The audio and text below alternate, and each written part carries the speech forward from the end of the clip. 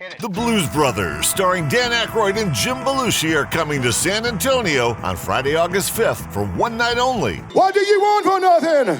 Arabisquita. This historic concert event celebrates their 40th anniversary tour. All concert seats go on sale Saturday, April 30th at 10 a.m. Hey! Come on now! Don't miss your chance to see this dynamic show, The Blues Brothers, presented by PMX Events. I'm Greg Tepper. That's Greg Powers. This is This Week in Cruton. Good one. It's This Week in Recruiting. Greg Powers, our Director of Recruiting here at Dave Campbell's Texas Football.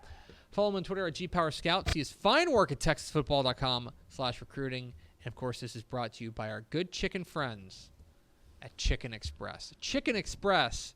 Mallory, top 3 items on the Chicken Express menu. Go. I love their fried okra. That's a very, very good, underrated. Fried okra underrated. Oh, man, I'm going to want Chicken Express for lunch. I know. Just know it. This is the problem with this segment. It's the problem. And it can't be on Wednesday, too, because I don't know about you guys, but, like, you start off the week, hey, let's eat a little bit healthy, stuff like that. You get to Wednesday, you're like, I'm done. I know. Not I know. Because you got to make it till Friday. You need Chicken Express to really power do. you through. Yeah. Little hump day Chicken Express. Right. Okay. Fried okra. Fried okra. Let me see. I love their spicy chicken. Yeah. More than the regular. Spiky tendies. Spicy tendies. And, man, I love their mashed potatoes. I love their mashed potatoes. Hey, when you dip the spicy chicken in the mashed potatoes and gravy. Man, I haven't had the mash so in good. a hot minute. That might need to be the go-to. You want to know what's really cool? Is hearing somebody else talk about Chicken Express besides, usually it's just.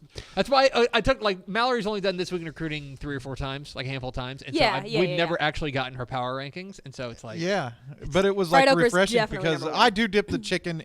So I put the chicken inside the roll, then dunk it in the gravy. You make the sandwich. I make the sandwich. But she goes straight chicken, spicy tendy, right into the mashed potatoes. Yeah, literally my order every time I go is the spicy tendies, the fried okra, and then mashed potatoes. So every time. All right, let me ask you food question. Okay. Sure. You get done dipping the chicken in the mashed potatoes. Does the spicy chicken leave some residue for the increase the flavor of the mashed potatoes? The little crisps? Yeah. It absolutely does. It absolutely does. See, listen, that is what we in the business call a symbiotic relationship, okay? Yes. Everyone benefits. The tendies benefit, the mash benefits. It's all good. It sure does. It's This Week in Recruiting with Greg Powers. Let's start with our prospect on the rise. Our prospect on the rise, we're going on to Dripping Springs to talk about their soon-to-be senior offensive tackle, Jacob Ponton, who committed this week to Texas Tech. Had offers from places like Texas State and Tulsa, but the DCCF 3-star was an all-district player there for the Tigers last year. And you like this guy. Certainly the frame is there. 6'7", 250. And he feels like a guy that when you get him into a nutrition program and when you really get him up to hang some weight on that frame, he could be a real steal her tech. Yeah, I really like his athleticism that he has on tape, but I mean there's a couple of other things to kind of look at in this recruitment that are going to jump out. As he starts his senior season this year, he'll only be 16 years old. Wow. So he's a young player for crazy. being a senior. So he played his junior season at 15. Or at the start of his junior season. It's very Tyron Smith. Tyron Smith did that when he was at USC, too. He got drafted. He got drafted by the Cowboys when he was 19 or something. So when you're talking about relative upside, I mean, Jacob's got plenty of it because he's still developing, right? And he's already 6'7". He played at 250. I don't know exactly what he's checking in at now. His pictures in his Texas Tech jersey made him look a little bit bigger, so I would guess that he's a little bit bigger than that, maybe 260, 265 right now. He's a really good dual sport high school athlete. He's a pitcher, believe it or not, for his teams. Can you imagine, having to go up against a 6'7", 260-pound pitcher? That's crazy. So there are some things there to really like about him, and Texas Tech does a pretty good job of identifying guys in the Lone Star State who have a chance to get into their strength and conditioning program and develop, and they can, potentially turn into future all-conference type of talents. And Dripping Springs, they had I don't know if you guys know this, they had a quarterback last year who was pretty good. Mm-hmm. He went to Oregon. He signed with Oregon. His name's Austin Novosad, and Jacob Ponton didn't let him get his jersey dirty, and that's very important because he has the length and possibly agility to be a left tackle, a true left tackle, and that's something that's hard to find.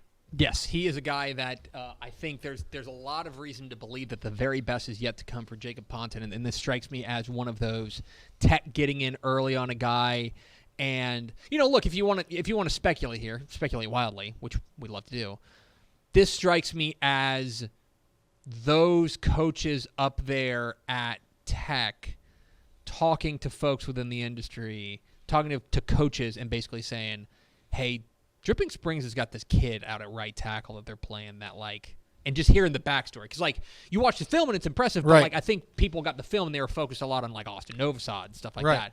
This strikes me as one of those just talking around, and you need to be tipped off to him to find him, and then once you do, you realize, oh, yeah, there's a lot to like here. Yeah, that's definitely why I wanted to give some of that backstory, too, on him, to put this commitment into perspective, because I don't think that he was a guy that was super radared up by a lot of, even hardcore recruiting fans, a name that was kind of out of left field, I guess, in a lot of ways. Right, most certainly. So, big exciting news there for Tech as they pick up Jacob Ponton from Dripping Springs.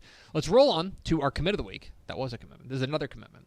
Our commit of the week going down cheat hack this week to San Antonio to O'Connor to talk about their center, Briley Brown, who committed this week to UTSA to stay home. A DCTF 3-star is the first verbal for the class of 2024 for Jeff Traylor and the UTSA Roadrunners. He had offers from places like Tech, Louisiana Tech, and Incarnate Word. He decides to stay home, and it's interesting because last year UTSA didn't sign a kid from San Antonio, right. But that's the exception as opposed to the rule as far as since Jeff Traylor has been there. They have tried to draw a circle around the Alamo City, and they did so here with getting Briley Brown out of O'Connor. Yeah, and another important pickup because he's one of the best players in San Antonio, and I think that Jeff Traylor and his staff there have tried to put up a fence around the city, right? They've done a tremendous job of winning games, building a brand in San Antonio that that the top-rated kids in the city may be interested to stay at home. And Briley is the fourth Brown brother that O'Connor head coach David Molesky's had the chance to coach down there. And I love the little brother thing too, right? Like you're in a family of athletes, you're the little brother. You've kind of come up behind all these giants that have come before you, and now you've got a little bit of chip on your shoulder. And I think he does. He plays with that chip. Coach Molesky and I had a pretty interesting conversation as it relates to his recruitment and what position that he might be playing in college. I've rated him as a center. UTSA's recruited him as a center. But I think there's sometimes a misconception when you're rated at center that, you're pinned down or that's not all as you can do. Right, that's all you can do. That couldn't be further from the truth. I think it's and Coach agreed with me, or I agreed with him. I can't remember how it came out. It's probably me agreeing with him. Two smart people talking. Yeah, two smart people were talking. When you're a center, you could easily kick over to play guard, but when you're a guard, you can't move in and play center. 100% true. Right? So I think that's what he brings to the table. 6'4", 280 pounds. He has the intelligence, the athleticism, and the get off to be a tremendous center prospect, and that's where we like him best at. But he also has the power and the nasty, mean streak to play guard if need be. He can open up run lanes. Good commitment for UTSA to get started in 2024 because he's versatile. Look, that's the thing. If the worst case scenario is, oh no, we got the best center in the city of San Antonio, right. Okay, deal. No matter what, that's a good deal there for Jeff Traylor and company. So it's a nice pickup to start their 2024 recruiting class. And of course, O'Connor used him at left tackle. Yeah. You know what I mean? So, he's got a tackle experience, too. Yeah, so he can do a little bit of everything. Yeah. Exactly. It's This Week in Recruiting with Greg Powers, our our director of recruiting here at Dave Campbell's Texas Football. Get involved in the conversation, #TF Today. Let's roll on to our Underclassmen of the Week. Underclassmen of the Week, we're bouncing up to the DFW area, to South Oak Cliff, to talk about their soon-to-be junior linebacker, J.J. Shelton. Don't pay attention to the height and weight. 6'1", 6 foot, 200. Okay. So I'm not just – I'm going to just tell you some facts. And okay. Here is a timeline of things that happened. Okay? Last week, J.J. Shelton was named the Dave Campbell's Texas Football 4-star. Texas Football Rising 4-star, right? Yep. Is that correct? For the class of 2025. In the last 24 hours, he has picked up offers from Texas, Texas A&M, and Stanford. True. I am not saying those two things are connected, but I am saying those are two true things that happened in pretty quick succession, and I have a hard time believing that Steve Sarkisian and Jimbo Fisher and who's new coach at Stanford? I don't remember. Man, hired that's somebody. it. Yeah. Let's look that up while you're talking. I'll look it up. I have a hard time believing that they're not coming on to TexasFootball.com and saying, Greg Powers thinks we should recruit this guy. Why don't we offer him? J.J. Shelton is a rising star in the class of 2025. Troy Taylor. So thanks for subscribing, Coach Taylor. Anyway, J.J. Shelton, new DCF 4-star and new 3-offer man. You know, we put an article up on April 29th. He was closing in on double-digit offers. He hadn't hit that double-digit offer. That day that the story went up, he hit number 10. Mm-hmm. Then last week, he picked up the 3 offers that you said. And I always really pay attention. First off, I pay attention to the big in-state offers, right? Like if you get a P5 in-state offer, that's like a banner mark. Yeah. Stanford is another one for me because it says that not only can you play good football, but you're also at the highest levels of academic achievement. Mm-hmm. Stanford offer is probably one of the most elusive ones at the P5 level that any player in Texas can receive. But he also picked up offers last week from Nebraska, Oregon, LSU, Miami, Notre Dame, and Tennessee. Oh my God. They call him Batman over at South Oak Cliff. He's part of a trio of tremendously talented linebackers, a linebacking core that also features Brandon Jones and Kelvion Riggins. Mm-hmm. South Oak Cliff's linebacker coach Dominic Spencer is going to have a fun year coaching those 3 young men. And what I love about them is that they all bring something a little bit different to the table. Brandon Jones had 199 tackles last year. Kelvion Riggins is one of the most physically imposing prospects in the state. But J.J. Shelton is the perfect blend of a prospect because he can do a little bit of everything. Mm-hmm. He's not only good coming off the edge, he can drop back in coverage, and kind of observing him throughout the spring evaluation period, throughout the offseason, he is a leader.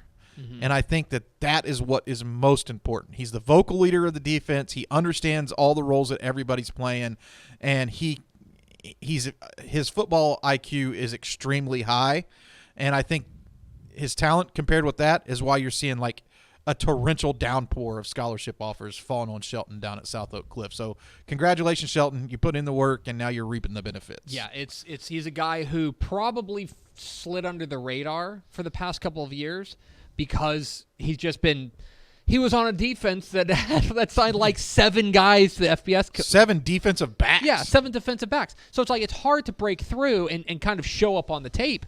But now I think people are starting to kind of dig in and be like, okay, well, what does South Oak Cliff have this year? And they're starting to, I think once you kind of zoom in, you kind of, I don't want to say you cover up the guys who are gone, but right. like if you're watching the tape, you're like, okay, well, he's off to Texas. Well, he's off to A&M. Oh, this guy in the middle, J.J. Shelton's pretty darn good too. And I think that is maybe why you're seeing this flurry suddenly of guys paying attention, because South Oak Cliff's always going to have dudes, and Shelton is the next dude. Yeah, he is. He is a dude on a team of dudes. Yes, most certainly. It's hard to stand out on a team of dudes, but he is doing that. J.J. Shelton, the South Oak Cliff linebacker. Let's round it all out with our recruit of the week. Our recruit of the week, staying in the DFW Metroplex, but going north of town, rather. Let's talk about Melissa, soon-to-be senior defensive end Nigel Smith. So recently, the NCAA lifted the limit on official visits. You can take as many official visits as you want. I would like an official visit to Hawaii, please. And he announced that he will take 6 official visits. So far. So far. Okay, ready? Yep. Texas, Texas A&M, Oklahoma, Penn State, Ohio State, and Rutgers. Let's go. Gotta hold up the beanbag. Rutgers. I wonder if the beanbag is drawing him there. He's the first known prospect in Texas to say that he's going to take more than 5 official visits. He's a number 11 DCTF 4-star guy. in that conversation for 5-star status, like he's on that very short list. Nigel Smith is a monster, and everyone's going to be after him. And these 6 teams have to feel pretty good about where they sit right now. And I kind of put in the order in the story, the order he's taken his official visits. Rutgers, Ohio State, Penn State, Oklahoma will be this spring. Go Rutgers. Rutgers will be his first official visit. And then I think Texas A&M and Texas were in – maybe Texas A&M was this spring as well. Mm-hmm. And then Texas was into the fall season during a game, I think. So interesting to see how he laid those trips out, but also opens up like a broader discussion, right, about the official visit thing and how people want to use those official visits. Is Rutgers a dark horse in Nigel Smith's recruitment, or is this just a for fun official visit? And how do schools navigate through that, right? Like that's really interesting to me because schools have budgets, right? Right. Like they've got a lot of money. Don't get me wrong. I'm not crying poor for these schools, but and especially on the G5 level, where the budgets are a little tighter. You know, for those who don't know, there's. Can you give a rundown of what makes an official visit versus an unofficial visit? An unofficial visit is you pay to go to the campus. You pay for your travel. You pay for everything that happens on campus. An official visit, they pay. And Yes. it can be, within a certain time span that you can take those official visits during the NCAA allowable calendar period for official visits. And it's going to be a 48-hour trip to campus. Yes. So, and they'll pay for everything. They'll pay for you and those who you bring with you to come on the visit. So, I mean, it's a big deal. You know, they put you up in a hotel, feed you dinner, take you to do all the cool stuff. And I'm sure that a lot of people who listen to this show kind of read the piece by The Athletic last year where they detailed what went into and how much the cost was for an official visit for Arch Manning and what that weekend was like for everybody else who came in. So it's an exorbitant cost that the Yes. colleges dump into these official visits. But it's also fair to point out that you only are allowed to host X amount of official visits per Correct. year. Yes. And I believe that number is 56. NCAA has a lot of rules, and sometimes I forget the exact finer points, but I think it's 56 official visits that you're allowed. So out of those 56 official visits, you have to sign your class. Yes. So if you waste an official visit on someone that you're not going to get, Right. that kind of puts you 'Cause behind. Let's just say, like, I made the joke about, like, oh, I'd love an official visit to Hawaii. Let's use Hawaii as an example. Right. There's obvious reasons why you would want to go take an official visit to Hawaii, exactly. even if you have no intention of going to Hawaii, right? Nigel Smith, God bless him, probably not going to play for the Rainbow Warriors, right? Nope. So if you are, I think the onus now goes on those coaching staffs to say, hey, to kind of, I don't want to say weed them out, but be like, I think this is going to cause people to be a little bit more, what's the word I'm looking for? There are some colleges out there that are big offer schools. They just offer everybody. They'll be like, well, what's the cost of an offer? It doesn't cost us anything. Well, now there might be a cost, It's like gonna cut back, an yeah. actual cost associated with it. Because if you're a school, let's just say I'll pick on Georgia Tech. If Georgia Tech decides to just offer everybody under the sun, well, then suddenly you're going to have all these people saying, yeah, I want to come and visit you, even though you, A, have to pay for them, and B, you know they're not going to come. You know what I mean? So I think that this is going to add an additional element of scouting to the college side that's required of them. Before we transition 100% away from Yes. Nigel Smith, Let's do because that. I have Sorry. something that I want to expand on what exactly you said. Nigel Smith has 6 official visits coming up. He's the number 11 rated player in the Lone Star State for a reason. 6'5", 255, 260 pounds, in that range. We got him listed at 6'5", 250. I think he's the perfect candidate to play the 5 technique at the highest levels Yes. of college football. Could play that for anybody. Strong side defensive end where he lines up over tackle. He's really a tremendous run-stopping force and, easily one of the top guys in the state. And he's considering some elite programs. Early on, the rumors have been, or the talk has been like Oklahoma and Ohio State are really well positioned to possibly land his commitment at some point in the future. He's taken multiple trips there. But I do think it's important to note that there are 2 in-state schools on this list, Texas and Texas A&M, that will be able to fire their shot and throw their hat in the ring to have a serious chance at signing Nigel. One in-state school that's not on the list that he has taken visits to already is Texas Tech. And the reason why I bring this up is to go back to your point about the visits, because I think Texas Tech is the perfect school to use in-state to kind of set up how to explain what I'm thinking about. I guess it's a slippery slope with the new official visit rule, right? Because Texas Tech is now developed into a factor for some of the top prospects in Texas. They've always been, in the mix for some of them, but now they're like, heavily involved in a lot of these recruitments. They've had Nigel Smith step foot on campus multiple times already. Is it a blessing that he didn't schedule a visit to Texas? Is he doing them a favor that he didn't want it to? Right. You know what I mean? Like, was there communication there? Texas Tech may not be in a great spot to land him. They are probably high up enough on his list that they could have they could have wooed him into an official visit. But if you're talking him into it, is that the best use of your resources? Is that there's a Right. finite number of resources? So I think McGuire and his staff, they're going to build the relationships with these guys. Now they have the tough decision to make. Who do we say no to? Who do we not let come on an official visit? Yeah. Like, how do we decide that? Yeah. It's a new kind of wrinkle that is going to make the recruiting world all the more complicated. Like the more, it's just an added level of kind of something you need to consider, because if you don't have a shot at a guy, don't waste your money, don't waste your time. But honestly, that has to start with the offer, in my opinion. I think this is going to cause teams to be more judicious with their offers. And here's another thing to take into consideration as you're evaluating this, right? He scheduled 6 official visits. He could take 60. Yeah. So you can't look He at could visit all 133 or whatever. You can't look at the official visit list now and say that's Nigel Smith's top 6. Yeah. Right? And I actually, when I was writing this article today, I put, his top 6 schools because he's taken from that standpoint. That's not the truth anymore. Yeah, it's so interesting. You know what I mean? You can't even read between the lines on what visits they're going to be taking officially to see. Really, it's like, will they let him take the visit? Will they pay for it?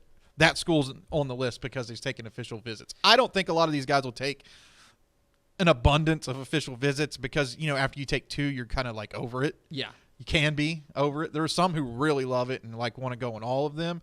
But after you take a couple and you chew up all your free weekends and all that kind of, you've already talked, you know what I mean? Yeah. Like, so I don't think that we'll see a lot of these guys take 10 official visits. I think that'll be the exception, not the rule. But you just can't look at the official visits now and go, hey, one of those 6 schools are going to land Nigel Smith, because Bama could pop up and say, hey, you know what? Come in December. Let's get you on an official visit. I think it makes, we're not really in the business of like the prognostication, like the crystal ball stuff. Right. Like other outlets are, and they do great work. I'm not crapping on them. I'm saying that makes their job tougher. I think. Yeah. I think that really makes their job tougher. And it's going to be really interesting to see.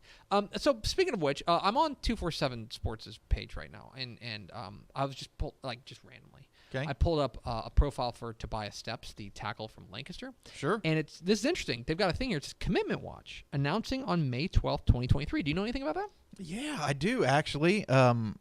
Tobias Steps will be here in studio Friday at 11 a.m. Here? to announce his commitment. Wow! That's It's almost amazing. like this was just a playlet that I wrote in my head and made you guys go along with. He's got 8 offers on the table right now: Cal, Texas State, ULM, UTSA, TCU, Texas Tech, Bowling Green, SMU. He's going to be picking from one of those 8. He hasn't narrowed it down. Yeah, He he hasn't named like a top 5 or anything. Yeah, and usually I say like I'm a big watch what they do, don't listen to what they say type of guy. Usually when that top list comes out, I'm like, he knows. Mm-hmm. He knows where he's going because he dropped his top 3, dropped his top 5.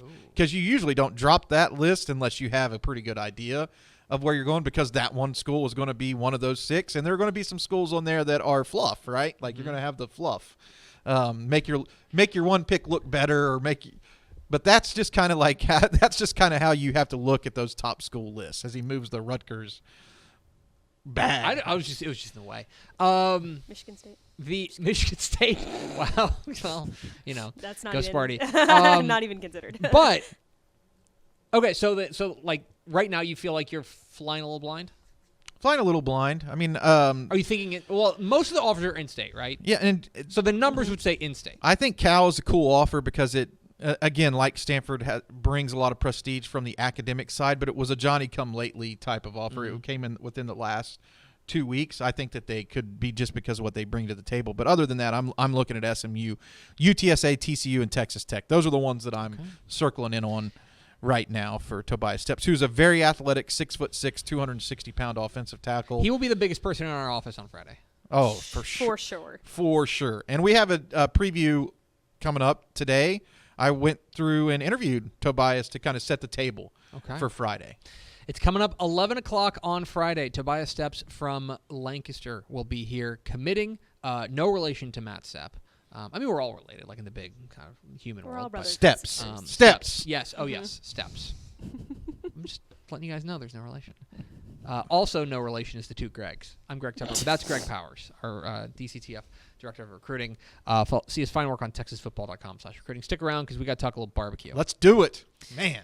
Hey, thanks for watching this clip here on YouTube. If you like this kind of stuff and you want more of it, make sure you subscribe to our YouTube channel. And remember, you can watch us live every weekday at noon at TexasFootball.com, Facebook, Twitch, or here on YouTube. And if you want more of the best coverage of football in the state of Texas, check out TexasFootball.com and become a Dave Campbell's Texas Football Insider at TexasFootball.com/subscribe.